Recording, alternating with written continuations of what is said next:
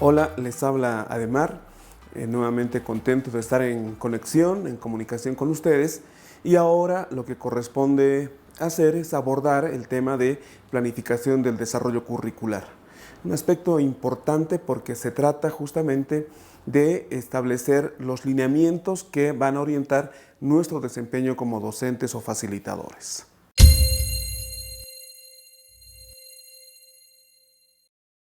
Es muy importante tomar en cuenta que para planificar hay que considerar tres aspectos, tres fases.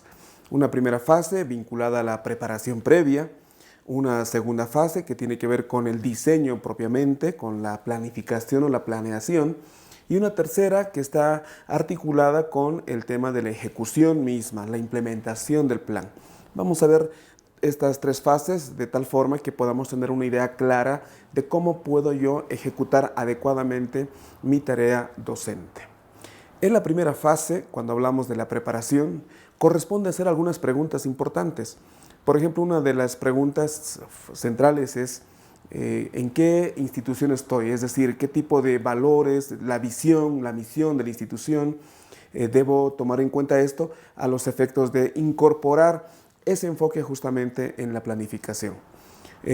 Otro detalle importante, cuáles son los contenidos, las características de la materia, de la asignatura que voy a llevar adelante, son elementos que es importante de considerar.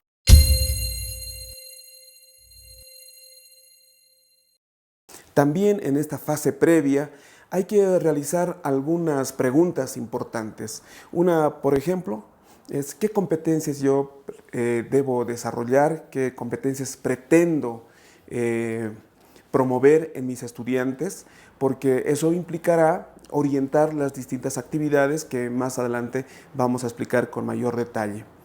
Una segunda pregunta es ¿con qué cuento? ¿Con qué tipo de apoyos, recursos, herramientas, con qué elementos cuento yo para poder ejecutar adecuadamente la tarea docente? Y finalmente, también es importante preguntarse cuáles son mis cualidades como docente. ¿Qué otros aspectos podría considerar en términos de medios con los cuales puedo contar para llevar adelante mi ejecución como docente? Y finalmente, también es importante considerar los tiempos determinados. ¿Cuánto tiempo tengo? Voy a estar en articulación con los estudiantes un año, un semestre, un mes, si de pronto la materia es modular, o quizá unas semanas, si de pronto estamos hablando de una materia comprimida, entre comillas. Entonces es importante calibrar los tiempos. Para ello yo tengo que ser consciente justamente de estos aspectos.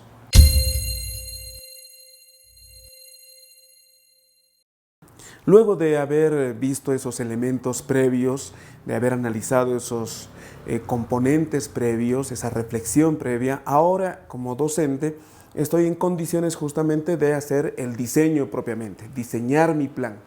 Y eso implica pensar en varios elementos.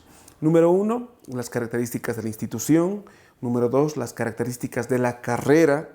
Tres, características, peculiaridades de la asignatura, de la materia. Luego, las características de los estudiantes, quiénes son los estudiantes, qué perfil sociodemográfico tienen, qué perfil etario, a qué edades corresponden. Esos elementos son muy importantes porque yo no puedo planificar en abstracto.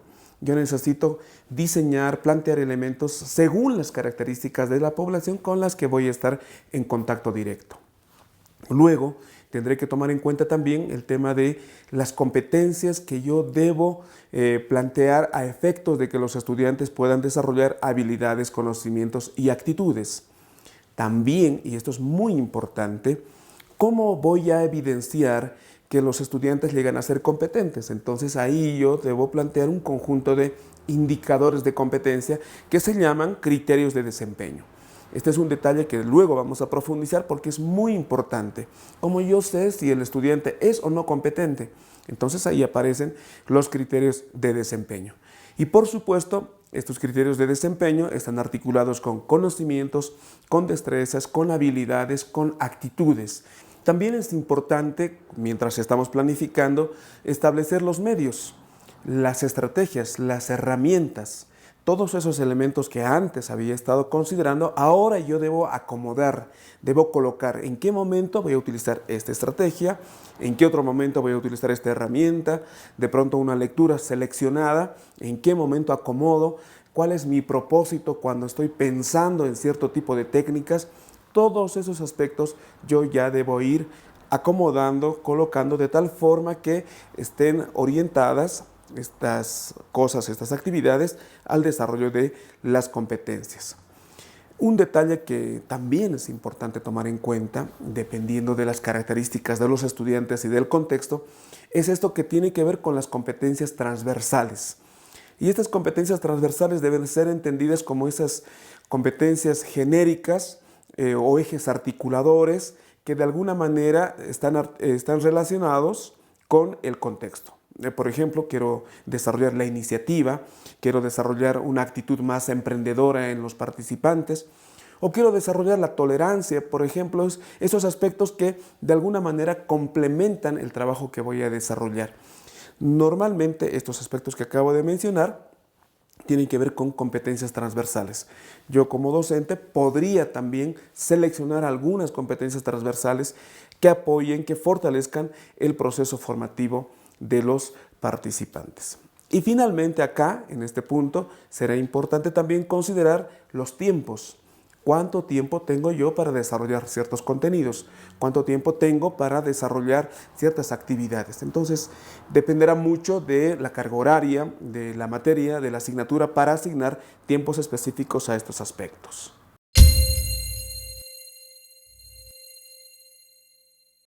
La tercera fase. Esta fase evidentemente es la más importante porque aquí implementamos, aquí aplicamos lo que pensamos, lo que soñamos, lo que diseñamos, lo que planificamos. Y por supuesto que en esta fase hay aspectos fundamentales. Y un primer aspecto, y lo digo por la experiencia que he desarrollado en otros contextos, es aplicar aquí una evaluación de diagnóstico de inicio, una evaluación de diagnóstico in situ, con los mismos participantes. Es posible que yo sea facilitador o docente de la misma asignatura en distintos contextos o varios años, pero ustedes saben que en cada ocasión, en cada cohorte, en cada gestión, aparecen estudiantes con otras características. Entonces será importante realizar una evaluación de inicio que me ha de permitir reestructurar, ajustar, realizar adaptaciones a lo que yo ya he planificado. Entonces, cuando yo estoy iniciando mi trabajo docente, cuando estoy yo ya implementando, estos ajustes me van a ayudar mucho a poder llegar a desarrollar las competencias previstas previamente. Otro aspecto importante será hacer el control respectivo de las sesiones diarias, porque estoy ahí instrumentando la planificación, instrumentando la planeación, la estoy implementando, entonces voy haciendo los ajustes que correspondan. Y por supuesto, ahí yo a eso le llamo tener un buen juego de cintura, porque tiene que ver con la experticia del docente, tiene que ver con la sabiduría pedagógica que el docente debe aplicar, porque en algún caso tendrá que actuar, tendrá que tomar alguna medida, tendrá que fortalecer ciertos conocimientos, ciertas habilidades. Entonces, la experiencia y estas habilidades docentes que ha podido desarrollar le van a ayudar mucho a hacer esos ajustes, esas adecuaciones, según propiamente las características de los participantes. Y obviamente, aquí hay un detalle no menor, y tiene que ver con la evaluación permanente. Hay un dicho que dice, lo que no se evalúa, se devalúa. Es posible que yo esté concentrado en mis actividades, pero si no evalúo, si no le tomo el pulso a lo que estoy haciendo, es muy probable que no llegue a resultados idóneos, a resultados efectivos. Entonces, todo este proceso de desarrollo de acciones tiene que estar acompañado de un proceso de evaluación efectiva. Entonces, nuevamente, yo tendré la capacidad de identificar esos puntos que necesiten una mejora y, por tanto, la evaluación aquí será una muy buena herramienta para hacer un buen trabajo docente.